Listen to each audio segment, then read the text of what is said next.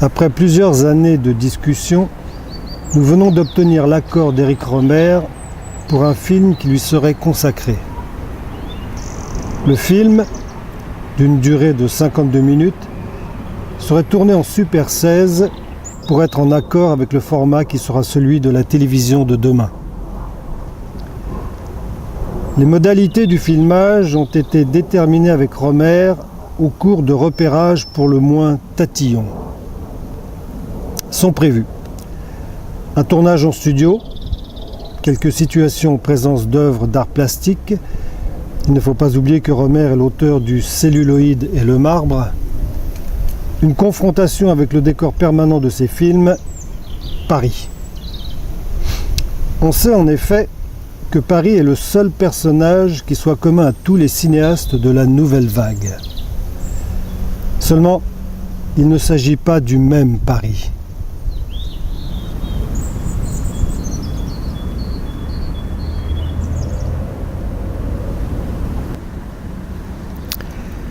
Au moment où Robert Benayoun l'interviewe, Jerry Lewis tourne à Londres, dans les studios Shepperton sous la direction de Jerry Paris. Les studios anglais ont des façons de l'ordre. Pelouse parfaite, allées méticuleusement entretenues, personnel diligent. Seul trouble fait, des avions, un aérodrome voisin. Dans un coin de verdure, le chauffeur francophone de Lewis attend au volant d'une limousine noire. Nous sommes en juillet et le temps, magnifique, invite à ces désopilantes parties de golf qui, à l'heure du thé, rassemblent autour de Jerry Lewis une nombreuse figuration. Pour interviewer l'auteur de Dr. Jerry et Mr. Love, le premier travail consiste à le soustraire à ses exercices, à l'arracher à ses gadgets qui ne le quittent pas.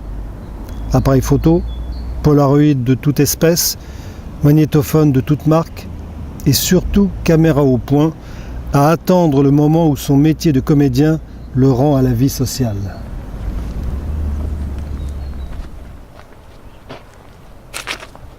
L'émission de ce soir voudrait s'efforcer de faire connaître au plus large public l'œuvre celui qu'un mensuel à gros tirage appelait « doux génie de l'écran ». Et c'est la douceur, en effet, qui frappe d'abord chez cet homme de 58 ans, dont la modestie est si profonde qu'il avait toujours refusé jusqu'ici d'apparaître dans une émission qui lui fut consacrée. La douceur, mais aussi la précision sans laquelle, on s'en doute, une œuvre aussi rigoureuse n'aurait même pas pu commencer de naître.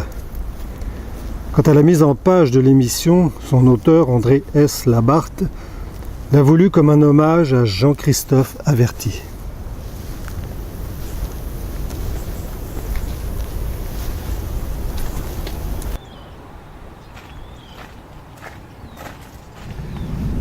Il a fallu 15 jours de démarche et d'intervention à Hollywood pour qu'un soir, John Ford accepta de nous recevoir.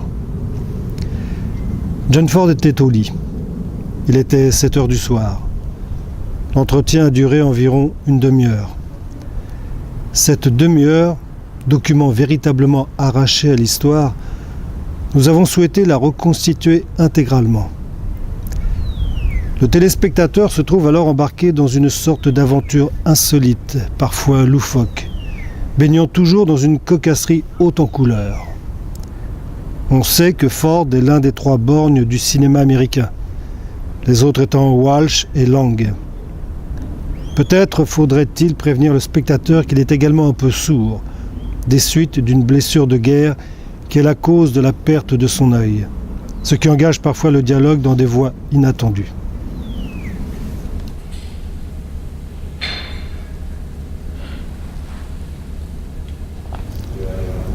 La seconde partie de l'émission est illustrée d'extraits de Philadelphia Story, une comédie très cucorienne qui se termine, elle, par un mariage inattendu.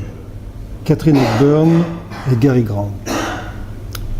Cukor, après avoir évoqué son travail avec les acteurs, tente de nous parler des influences qu'il a pu avoir et surtout la manière dont ces influences, imprévisibles, interviennent et s'imposent. Ici, il est beaucoup question de son grand-père hongrois, de sa mère dont la mort l'a à ce point marqué qu'il s'en est inspiré lorsqu'il a tourné La mort de Marguerite Gauthier, de Kennedy et de bien d'autres. La conversation est terminée. Cela se passait en 1965 dans un de ces jardins luxuriants parsemés de statues dont le cinéma hollywoodien garde encore la nostalgie.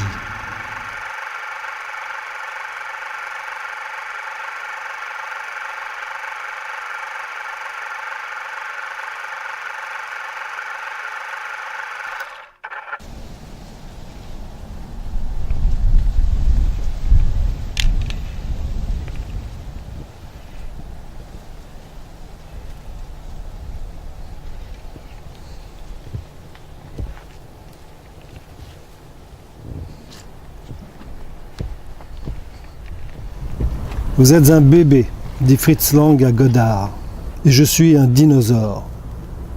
Vous avez fait 42 films, répond Godard, et je suis au début de ma carrière.